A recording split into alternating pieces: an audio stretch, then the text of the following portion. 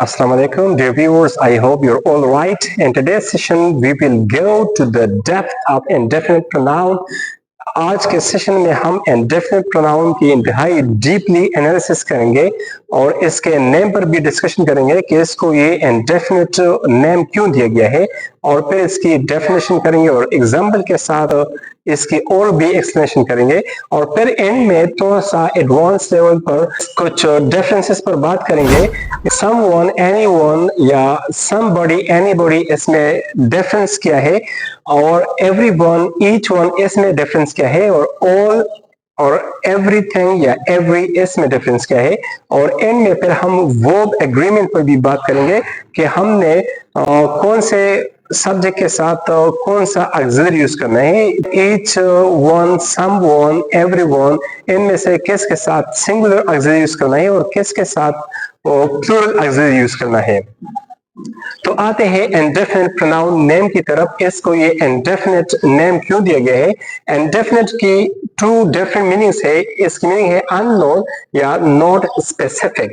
मतलब जब कोई चीज स्पेसिफाइड न हो, मालूम न हो, अननोन हो, तो हम ऐसे सिचुएशन में इंडेफिनिट प्रोनाउंस यूज करेंगे जब हम ऐसी चीज के बारे में या ऐसे शख्स के बारे में या ऐसी जगह के बारे में बात करते हैं जो अननोन हो, जो स्पीकर को क्लियर न हो।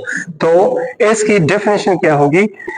Such pronouns which are used to talk about something in general or someone in general, are such pronoun which refers to something unknown। ऐसे pronouns जो किसी unknown चीज या unknown शख्स या unknown जगह को रेफर होते हो, तो ऐसे pronoun को indefinite pronoun कहते हैं। तो अभी एग्जाम्पल्स की तरफ आते हैं।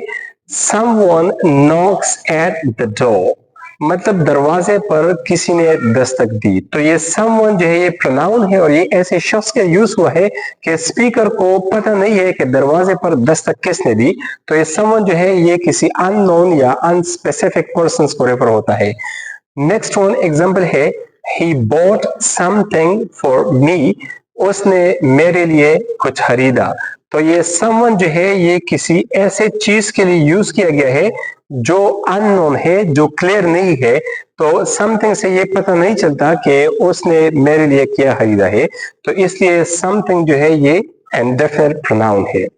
नेक्स्ट वन सेंटेंस है, did he tell you anything, क्या उसने आपको कुछ बताया। तो ये एनीथिंग से बात की क्लियरनेस नहीं होती कि उसने आपको क्या बताया। तो ये एनीथिंग जो है ये भी इंडेफिनिट प्रोनाउन है। अभी ये समवन, समथिंग या एनीवन और एनीथिंग में डिफरेंस क्या है? तो समवन या समथिंग जो है इसको मोस्टली हम पॉजिटिव सेंटेंसेस में यूज करते हैं, और एनीथिंग या एनीवन इनको हम मोस्टली इंटरोगेटिव या नेगेटिव सेंटेंस में यूज करते हैं, इनको हम पॉजिटिव में यूज नहीं करते। तो समवन, समथिंग या एनीवन, एनीथिंग, इन दोनों में यही डिफरेंस है। नेक्स्ट वन है, एवरीबॉडी विल पार्टिसिपेट, मतलब हर बंदा जो है वो पार्टिसिपेशन करेगा, शिरकत करेगा।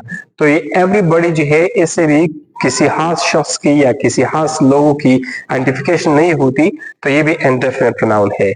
Each one can swim well, हर एक अच्छी तरह से तैराकी कर सकता है। तो ये ईच वन ये भी इंडेफिनिट प्रोनाउन है, क्योंकि यहाँ पर हम जनरली लोगों के बारे में बात करते हैं, यहाँ किसी खास शख्स की बात नहीं हो रही है। लास्ट वन है, आई वेंट समवेयर, मैं कहीं गया था। तो ये समवेयर जो है इससे किसी स्पेसिफिक प्लेस की आइडेंटिफिकेशन नहीं होती, तो ये समवेयर जो है ये प्लेस के लिए इंडेफिनिट प्रोनाउन है। अभी डिफरेंसेस की तरफ आते हैं। इनमें डिफरेंसेस क्या है? तो समवन या एनीवन और समबडी या एनीबडी, इनमें डिफरेंसेस क्या है? मोस्टली यहाँ पर फोकस जो है ये वन और बड़ी पर है। बाज़ औक़ात हम सम या एनी के साथ वन का इजाफा करते हैं और बाज़ औक़ात हम इसके साथ बड़ी लगाते हैं। तो इन दोनों में डिफरेंसेस क्या है? तो स्पेशली इन ब्रिटिश इंग्लिश ये समवन या एनीवन जो है ये ब्रिटिश इंग्लिश में रिटन में यूज होता है, और ये बड़ी का जब हम एडिशन करते हैं सम या एनी के साथ, मतलब समबडी या एनीबडी, तो ये ब्रिटिश में स्पोकन में यूज होता है। इन दोनों में यही डिफरेंस है। एवरीवन और ईच वन में डिफरेंस क्या है, ये एवरीवन जो है ये एज अ होल ग्रुप को रेफर होता है। सपोज मैं स्टूडेंट्स को इंस्ट्रक्शन देता हूँ कि एवरीवन गो आउट, तो यहाँ पर ये एवरीवन जो है एज अ होल सारे क्लास को, सारे ग्रुप को रेफर होता है। और ईच वन जो है ये ग्रुप में हर इंडिविजुअल वन को रेफर होता है। जब किसी ग्रुप में हम हर इंडिविजुअल वन को इशारा देते हैं तो हम ये ईच वन यूज करते हैं। Suppose each one student must write the application, तो यहाँ पर ईच वन जो है एक एक स्टूडेंट्स को रेफर होता है, मतलब हर एक स्टूडेंट्स ने एप्लीकेशन लिखनी है। और इसके बाद है ऑल एंड एवरीवन। अभी ऑल और एवरी में डिफरेंस क्या है, तो ये ऑल और एवरी जो है दोनों की सेम फंक्शन है और सेम मीनिंग है, लेकिन इसके स्ट्रक्चर में थोड़ा सा डिफरेंस है। ऑल के बाद हम रिलेटिव प्रोनाउन ऐड करेंगे, इसके फौरन बाद हम ऑक्सिलरी यूज नहीं कर सकते, और एवरी के बाद हम डायरेक्टली ऑक्सिलरी यूज करेंगे, इसके बाद हम रिलेटिव क्लॉज यूज नहीं करेंगे। सपोज मैं कहता हूं कि all that I have is yours, तो अभी ऑल के बाद दैट आई हैव ये रिलेटिव क्लॉज है, और फिर इसके बाद मैंने ऑक्सिलरी यूज किया कि ऑल दैट आई हैव, वो सब कुछ जो मेरे पास है इज योर्स, ये आपके है। और एवरी के बाद हम रिलेटिव क्लॉज ऐड नहीं करेंगे, बल्कि हम इसके फौरन बाद ऑक्सिलरी यूज करेंगे। एवरीथिंग इज योर्स, तो एवरीथिंग के फौरन बाद हमने इज ऑक्सिलरी यूज किया।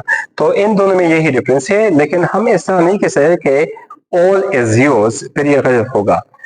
और दूसरी डिफरेंस ऑल और एवरी में ये है कि ऑल और एवरी को दोनों का हम जनरल थिंग्स के लिए यूज करते हैं, किसी स्पेसिफाइड थिंग्स का यूज नहीं कर सकते। लेकिन ऑल के बाद प्लूरल नाउन ऐड होगा, और एवरी के बाद सिंगुलर नाउन और सिंगुलर ऑक्सिलरी ऐड होगा। सपोज मैं कहता हूं कि ऑल चिल्ड्रन आर ओबेडिएंट, तो ऑल के बाद चिल्ड्रन ये प्लूरल है और इसके बाद प्लूरल ऑक्सिलरी ऐड हुआ। लेकिन एवरी के बाद हम सिंगुलर नाउन और सिंगुलर ऑक्सिलरी ऐड करेंगे। सपोज मैं कहता हूं कि एवरी चाइल्ड इज ओबेडिएंट,